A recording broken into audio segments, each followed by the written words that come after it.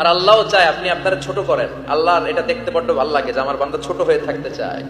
মান তাওয়াদা তারাফা, যে নিচে নামতেছে আল্লাহ টাইনা উঠায়, আর যে উঠতেছে আল্লাহ থাপ্পড় মেরে নিচে নামায়। কথা কন। মুসা আলাইহিস সালাম, সহিহ বুখারীর বর্ণনা, বনি ইসরাইলের লোকদের মাঝে ওয়াজ করতেছিলেন, এরকম নসিহত করছিলেন। একজন দাঁড়িয়ে বলল, ইয়া নবী আল্লাহ মুসা, মান আ'লামুন নাস ফিল আরদ। হে মুসা নবী, জানতে বড় মনে চায় বর্তমান পৃথিবীর সবচেয়ে বড় জ্ঞানী কে? মুসা আলাইহিস সালাম কয় আমি। মুসা আলাইহিস সালাম কি বললেন? আনা। আসলে কথাটা ঠিক। আল্লাহ যখন যে নবীকে পৃথিবীতে পাঠায় তখন তাকে সবচাইতে বেশি জ্ঞান দিয়ে পাঠায়, সেই হিসেবে ঠিকই উনি সবচেয়ে জ্ঞানী।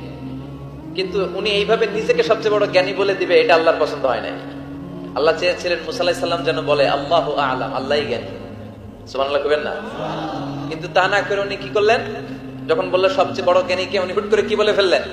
আনা, আমি। আল্লাহ এটা পছন্দ করেনি। আল্লাহ ডেকে বললেন, মুসা ইউ আর অ্যাবসলিউটলি রং, তুমি ভুল করেছো, তুমি সবচেয়ে জ্ঞানী নও, তোমার চেয়ে বড় জ্ঞানী আছে। সুবহানাল্লাহ পড়ে। তার মানে জানার কোনো শেষ নাই, জাননেওয়ালার উপর জাননেওয়ালা আছে। আর সবচেয়ে বড় জাননেওয়ালা কে? মুসা আলাইহিস সালাম রে আল্লাহ বললেন, মুসা তোমার চেয়ে বড় জ্ঞানী আছে, তার নাম হচ্ছে খাদির। কি নাম? আরো জোরে বলেন, কি নাম? খাদির। উনি কোন জায়গায় বসলে ওখানে ঘাস লতা পাতা যদি শুকনো থাকতো, ওনার বরকতে ওগুলো সবুজ হয়ে যেত, এজন্য ওনার নাম খাদির। কিন্তু আমরা বলি খিজির। আমরা কি বলি? খিজির। আল্লাহ বললেন, ইযহাব ইলা মাজমাইল বাহরাইন, দুই সাগরের মিলন কেন্দ্র, ওখানে যাও। ওখানে যে এমন এক বান্দার সন্ধান পাবা, সে তোমার চেয়েও জ্ঞানী। সুবহানাল্লাহ পড়ে। তাহলে আমি সবচেয়ে বড় জ্ঞানী, আমি আল্লামা, এটা বলতে পারে শয়তান। চিল্লা এখন ঠিক কিনা? এজন্য আমরা যেন নিজেকে নিজে সবসময় ছোট করে উপস্থাপন করি, তাহলে আল্লাহর দরবারে আপনি বড় হয়ে যাবেন। কথা বুঝতে পেরেছেন? আল্লাহ আমাদের সবাইকে কথাগুলো বুঝার ও আমল করার তৌফিক দান করুক। আমরা পড়ি আমিন। কমে যাবে।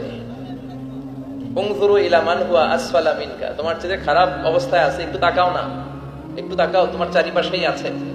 যে মুহূর্তে আমরা কথা শুনছি, এই মুহূর্তে অনেকে হাসপাতালের বেডে শুয়ে শুয়ে চিৎকার করছে, মৃত্যুর প্রহর গুনছে। ক্যান্সার, দুরারোগ্য ব্যাধি, যার নাই কোনো অ্যান্সার। আমার বাড়ি নাই, আমি বাড়ি চাই, গাড়ি চাই, আরো টাকা চাই, আরো পয়সা চাই, আরো খ্যাতি চাই, আরো অনেক কিছু চাই। ক্যান্সারে আক্রান্ত রোগীটা কিচ্ছু চায় না, খালি বাঁচতে চায়। ওর বাঁচার বড় শখ। এই সুন্দর মায়ার পৃথিবী ছেড়ে ওর চলে যেতে মনে চায় না, ও শুধু বাঁচতে চায়। কিন্তু আমাদের এটা লাগবে, ওইটা লাগবে, ওইটা লাগবে। এজন্য ক্যান্সারে যারা আক্রান্ত, একটু তাকান না, হাত নাই পা নাই, একটু তাকান কিভাবে তারা লাইফ লিড করে। শেখ সাদি বালাগাল উলা বিকামালিহি একটা কবিতা লিখে বিখ্যাত হয়েছে।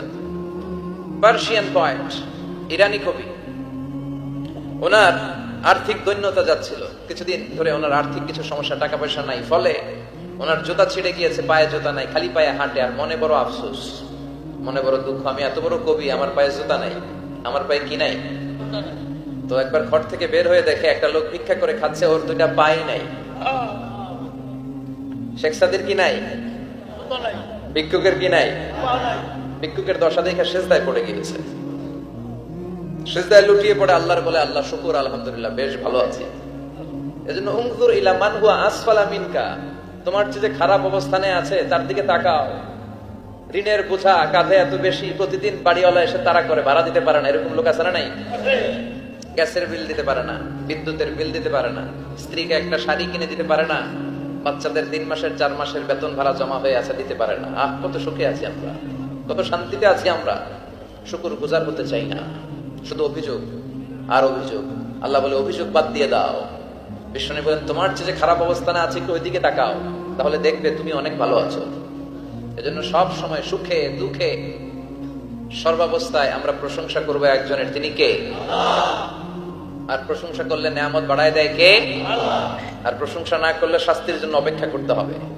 যাহারাল ফাসাদু ফিল বাররি ওয়াল বাহরি বিমা কাসাবাত আইদিন নাস, জলে স্থলে যে জলোচ্ছ্বাস, ভূমিকম্প, অগ্নিকাণ্ড, খরা, দুর্ভিক্ষ এগুলো চলে, এই মহামারী, নানা ধরনের নতুন রোগ, এগুলো আমাদের হাতের কামাই। এগুলো কি আমাদের হাতের কামাই। আমরা যদি আল্লাহওয়ালা হয়ে যাই, আল্লাহর জমিনে যদি আল্লাহর দিন কায়েমের চেষ্টা করি, আল্লাহর দেয়া কোরআন অনুযায়ী যদি জীবন চালাই, আমাদের জীবনটারও শান্তিময় করে দিবে কে? আমাদের ধর্মের নামই তো শান্তি। ধর্মের নাম কি? ইসলাম। ইসলাম মানে কি?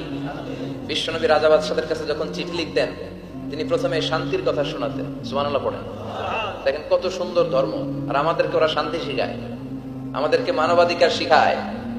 মানবাধিকারের কথা, শান্তির কথা মানায় একজনের মুখে, তিনি হচ্ছেন মুহাম্মদ সাল্লাল্লাহু। গোটা বিশ্ব তার কাছে ঋণী, তার কাছে কৃতজ্ঞ। তিনি শুধু দিয়েছেন, নেন নাই। সুবহানাল্লাহ পড়েন।